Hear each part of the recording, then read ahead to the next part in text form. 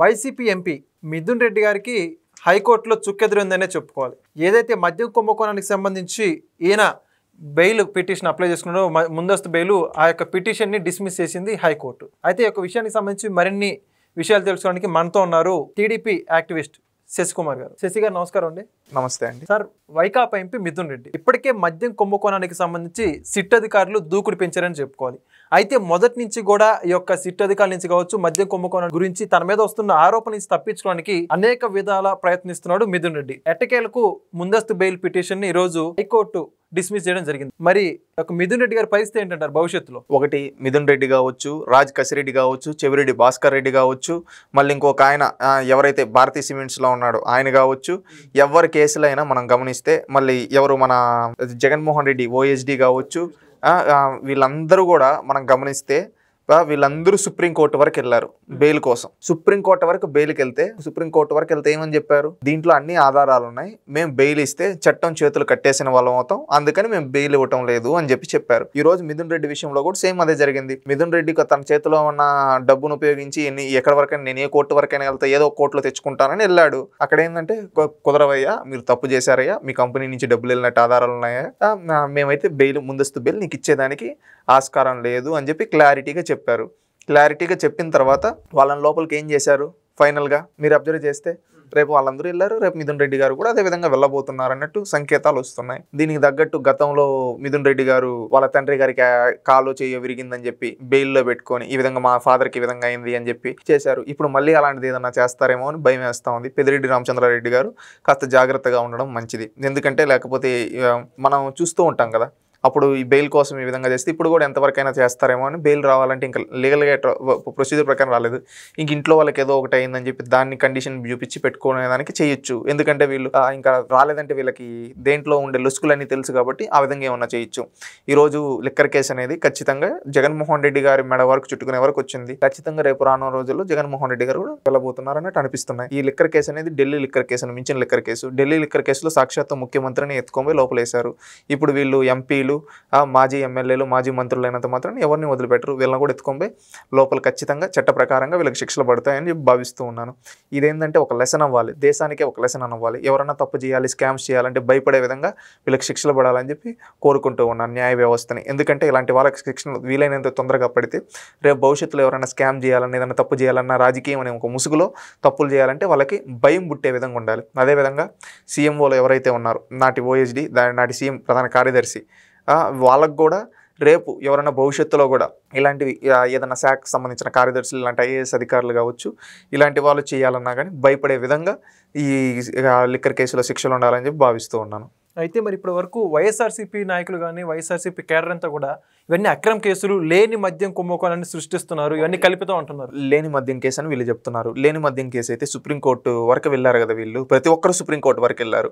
ప్రతి ఒక్కరు రాజకేశ్వర రెడ్డి కాడ నుంచి ఈరోజు మిథున్ రెడ్డి వరకు ప్రతి ఒక్కరు సుప్రీంకోర్టు వరకు వెళ్తున్నారు. ప్రతి కోర్టులో మీరు వెళ్ళేది దగ్గర ఎక్కడన్నా కానీ మీరు నిజంగానే తప్పు చేయకుండా నిజంగానే కేసే లేకపోయింటే మీకు బెయిల్ వచ్చి ఉంటాయి కదా. ఈ కేసుని కొట్టివేసి ఉంటారు కదా, క్వాష్ చేసి ఉంటారు కదా. ఎందుకు క్వాష్ చేయలేదు? వీళ్ళు ఏంటంటే రాజకీయం అనే ఒక ముసుగును దొడుక్కొని ప్రతి ఒక్కటి ఏంటంటే వీళ్ళు తప్పులు చేస్తారు, వీళ్ళు హత్యలు చేస్తారు, మానభంగాలు చేస్తారు, తప్పులు స్కామ్లు అన్ని చేసేస్తారు. వీళ్ళపైన లీగల్ గా యాక్షన్ తీసుకుంటూ ఉంటే కక్ష సాధింపు అనే ఒక వర్డ్ న్యూస్ చేస్తా ఉన్నారు. ఇది పెద్ద తప్పు. చంద్రబాబు నాయుడు గారు ఎలక్షన్ ముందు కూడా చెప్పారు, కొంతమంది రాజకీయం అనే ముసుగు దొడుక్కొని రాజకీయాల్లో ఉంటూ కావాలని సమాజానికి కీడు చేస్తూ ఉన్నారు, వీళ్ళు దోచుకుంటూ ఉన్నారు. ఇలాంటి వాళ్ళని రాజకీయం అనే ముసుగు తీసి రాజకీయాల నుంచి తరిమి కొడితేనే రాష్ట్రం బాగుపడుతుంది. అలాంటి వాళ్ళ ముసుగు అన్ని తీసి ప్రజల ముందు నిలబెడతాను. ఈరోజు అదేవిధంగా ప్రజాస్వామ్యబద్ధంగా ప్రజలు ఓట్లు వేసిన తర్వాత ఈరోజు ఇలాంటి వాళ్ళ మొహాన్ని ముసుగులన్నీ తీసి వీళ్ళ నిజ బుద్ధిది స్కాములు చేశారని చెప్పి ఈరోజు ప్రజల ముందు యాజ్ పర్ ద ప్రొసీజర్ పెడుతూ ఉన్నారు. దీన్ని ఏంటంటే వీళ్ళు మేము రాజకీయాల్లో ఉన్నాం, మేము ఎమ్మెల్యేలుగా చేసాం, ఎంపీలుగా చేసాం, మేము మంత్రులుగా చేసాం, మమ్మల్ని టచ్ చేయొద్దండి అని చెప్తే అంటే రాజకీయాల్లో ఉంటే వదిలేయాలా? రాజకీయాల్లో ఉన్నా ఎక్కడున్నా కానీ తప్పు చేసిన వాళ్ళకి చట్ట ప్రకారంగా శిక్ష పడుతుంది. ఈ రోజు లిక్కర్ కేసు ఏదో ఊరికే స్పెషల్ ఇన్వెస్టిగేషన్ టీం వేశారు. ఆ తర్వాత అంతా విచారణ చేసి అన్నింటిలో ఆధారాలు పట్టుబడిన తర్వాత ఒక్కొక్కరిని ప్రొసీజర్ ప్రకారంగా అరెస్ట్ చేస్తున్నారు. ప్రొసీజర్ ప్రకారం వెళ్తూ ఉన్నారు. ఈ ప్రొసీజర్ ప్రకారం వెళ్ళినప్పుడు వీళ్ళు ముందస్తు బెయిల్ కోసం సుప్రీంకోర్టుల వరకు వెళ్తే సుప్రీంకోర్టు లాంటి ఇప్పుడు ఏమనింది, దీంట్లో అన్ని ఆధారాలు చేతుల్లో కనిపిస్తూ ఉన్నాయి, ఇలాంటి కేసుల్లో మేము ఎలా బెయిల్ ఇస్తాం, మేము ఇస్తే చట్టం చేతులు కట్టేసిన వాళ్ళం అవుతాం, మీరు లీగల్గా యాక్షన్ తీసుకోండి వీళ్ళపైన అని చెప్పారు. ఈరోజు వీళ్ళు రిమాండ్కి వెళ్తున్నారు. అదేవిధంగా జైల్లో చూస్తూ ఉన్నాం వీళ్ళ పరిస్థితులు ఎలా ఉన్నాయో. వీళ్ళు ఏంటంటే చేసిన పాపం పండింది. గత ఎలక్షన్లో కూడా దాదాపు 200 నుంచి 300 కోట్లు ఎలక్షన్లో ఖర్చు పెట్టినట్టుగా ఆధారాలు ఉన్నాయి. దాన్ని చూసే కదా చెవిరెడ్డి భాస్కర్ రెడ్డి గారు ఫ్రస్ట్రేషన్లో ఎట్లా పెడితే అట్లా మాట్లాడుతున్నారు. ఈరోజు చెవిరెడ్డి భాస్కర్ రెడ్డి గారు అంత ఫ్రస్ట్రేషన్లో మాట్లాడేది నేను గత 15 ఏళ్ళలో ఎప్పుడు చూడలేదు. అంత ఫ్రస్ట్రేట్ అవుతున్నాడంటే ఆయనకి ఎందుకు అంత ఫ్రస్ట్రేషన్ వచ్చేసింది? తప్పు చేసి దొరికిపోయాడు, ఆధారాలతో దొరికిపోయాడు, ఇంకా రాజకీయంగా సమాధి అయిపోబోతున్నాడు. అందుకని ఏంటంటే ఇంకేదో ఒకటి అరవాలి కదా అని చెప్పి ఆ ఫ్రస్ట్రేషన్లో కోపంలో నోటికి ఏదొస్తే అది పిచ్చి పిచ్చిగా మాట్లాడుతూ అరుస్తూ ఉన్నారు. ఇది ఒకటి గుర్తు చేసుకోండి. మరి అయితే ఓవరాల్గా లిక్కర్ స్కామ్ సంబంధించి ఎండ్ చాప్టర్ ఇప్పుడు పడబోతుంటారు, క్లైమాక్స్కి ఎప్పుడు జరుగు? క్లైమాక్స్ అనేది లీగల్గా ప్రొసీజర్ ప్రకారం వెళ్తూ ఉంది. దీంట్లో ఫైనల్గా ఎవరైతే పెద్ద తలకాయ ఉందో ఆ పెద్ద తలకాయ వరకు వెళ్ళే వరకు వెళ్తుంది. వెళ్ళిన తర్వాత ఖచ్చితంగా వాళ్ళని లీగల్గా యాక్షన్ తీసుకుంటుంది. లీగల్గా యాక్షన్ ఉంటుంది ప్రతి ఒక్కరి పైన. చట్ట ప్రకారంగా వాళ్ళు ఏం తప్పు చేశారో విత్ ఆధారాలతో వాళ్ళని పెట్టి వీళ్ళందరినీ ప్రజల ముందు దోషులుగా నిలబెట్టే బాధ్యత ప్రభుత్వం తీసుకుంటుంది, అదే న్యాయ వ్యవస్థ తీసుకుంటుందని కోరుకుంటున్నాను. అయితే లిక్కర్ స్కామ్ సంబంధించి ఈడీ ఇప్పటికే ఈ కేసులో ఎంటర్ అయినట్లుగా మనకు అర్థమవుతోంది. ఈడీ ఎంట్రీ ఈ యొక్క ఏదైతే విదేశాల్లో కావచ్చు ఒక లావాదేవీలు అన్నింటిని కూడా బయట పెట్టడం జరిగింది. నగదు కూడా సీజ్ చేసినట్టు మనకు అర్థమవుతుంది.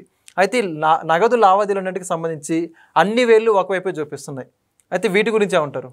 ఒకటి మనం చూస్తే ఈరోజు నగదు లావాదేవీలు కావచ్చు ఇవన్నీ ఒకే వేలుపైన ఎవరిపైన చూపిస్తున్నాయి మీ ఒపీనియన్ ప్రకారం? బిగ్ బాస్ గత ముఖ్యమంత్రి ఎవరైతే జగన్మోహన్ రెడ్డి గారి వైపే చూపిస్తుంది. ఇప్పుడు దానికి సంబంధించి ఆధారాలతో పట్టుకుంటూ ఉన్నారు. పట్టుకున్న తర్వాత అందరినీ లీగల్ గా ప్రొసీజర్ ప్రకారం ఉంటుంది. అందుకే కదా లిక్కర్ కేసు అనేది కేసే లేదు, ఈ విధంగా అందరినీ అరెస్ట్ చేస్తున్నారు అని చెప్పి దొంగేడుపులు వాళ్ళ సాక్షి మీడియాలో వాళ్ళ పార్టీ ఇన్ఫ్లుయెన్సర్లతో ఎట్లా పడితే అట్లా మాట్లాడిచ్చారు.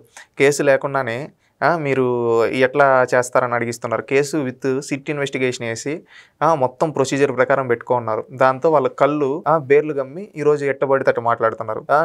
లేని కేసులు మీరు పెట్టారు మీ ప్రభుత్వంలో, చంద్రబాబు నాయుడు గారి పైన పెట్టారు. అదేవిధంగా గతంలో మంత్రులుగా చేసిన 8 మంది పైన మీరు అధికారం 2019 నుంచి 24 వరకు అధికారంలో ఉండేటప్పుడు ఎంతో మంది పైన పెట్టారు. మీలాగే అందరూ పెడతారు అనుకుంటే అది మీ అవివేకం అవుతుంది. కూడా ప్రభుత్వం ఏంటంటే తప్పు చేసిన ప్రతి ఒక్కరిని లీగల్గా ప్రొసీజర్ ప్రకారంగా పెట్టి ప్రజల ముందు వాళ్ళని దోషులుగా నిలబెడుతున్నారు. ఈరోజు వీళ్ళు కక్ష సాధింపు అనే వర్డ్ యూజ్ చేస్తున్నారు కదా.